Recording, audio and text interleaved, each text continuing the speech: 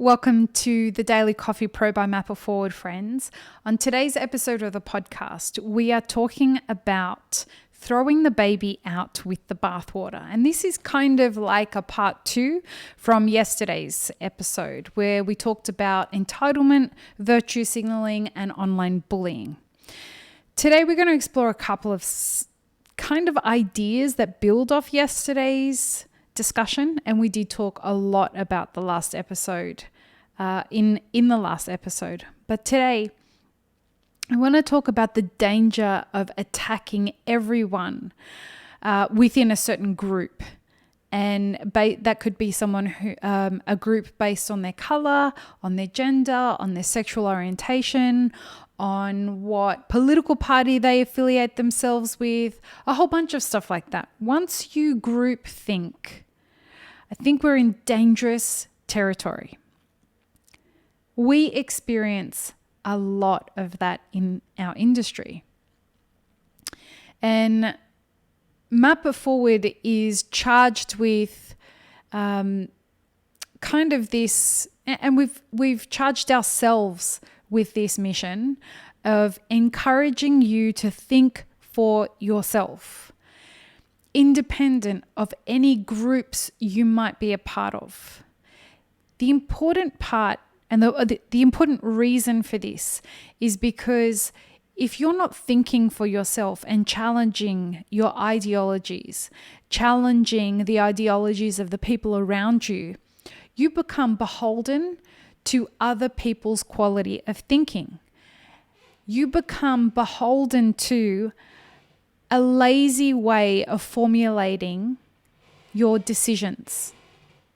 So therefore, if you do something because a certain member of a group told you to think a certain way, told you to do a certain thing, you cannot expect that person is not telling you to do certain things not based on a certain agenda. So if someone in the coffee community tells you that you should do something a certain way, you should buy a particular thing, you should think about supporting this particular agenda, you should become a part of a particular group. If you're not thinking for yourself and you just follow blindly, you are going to become beholden to the agenda that sits behind what they're trying to push to you. It's marketing 101, right? We've seen it play out politically.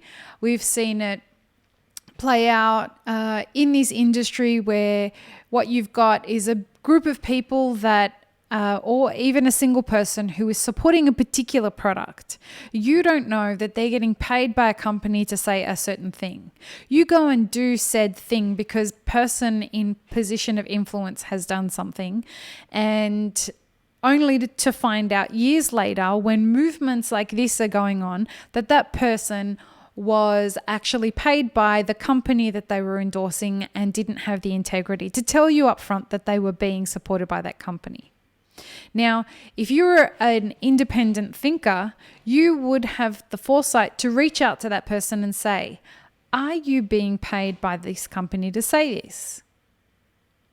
Independent thinkers know to step into figuring out what the quality of the information they have is. When I moved to this country, I became apparent to me very quickly. I didn't understand the tone or the cadence or the anything about race relations in this country. And so I started looking at, I had a taste of it from when I was in the music industry. And so I started watching documentaries. I started listening to different groups and the way that they think and why they think a certain way. And this is where I started learning about group thinking. When we start saying all Black people are like this, when we start saying all Latinos are like this, all white people are like this, when we start with that as our fundamental basis for why we make decisions. And then we couple that with our entitlement.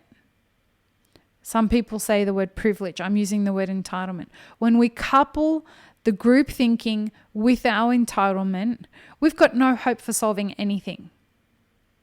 What ends up happening is we group people all together, and if you're not a part of my group, well, then you're against my group. That kind of thinking removes the opportunity for nuance. It removes the opportunity for finding people who could be great allies for all of us and throwing the baby out with the bathwater. What ends up happening is we end up losing great thinkers in the industry because they're done with this bullshit of group thinking that seems to be a thing in this industry. You've got to be a dark roaster, or if you don't roast light, you don't know what the fuck you're talking about. No, you shouldn't show anyone your roast curves. No, you can't brew with this particular espresso machine because don't you know that X, Y, and Z is happening? Or no, anyone who uses roast, anyone who doesn't use roast data doesn't know what they're doing. It's like, what? What are we doing? What are we doing to each other? Why aren't we encouraging people to have their own identity with regards to what their decisions are?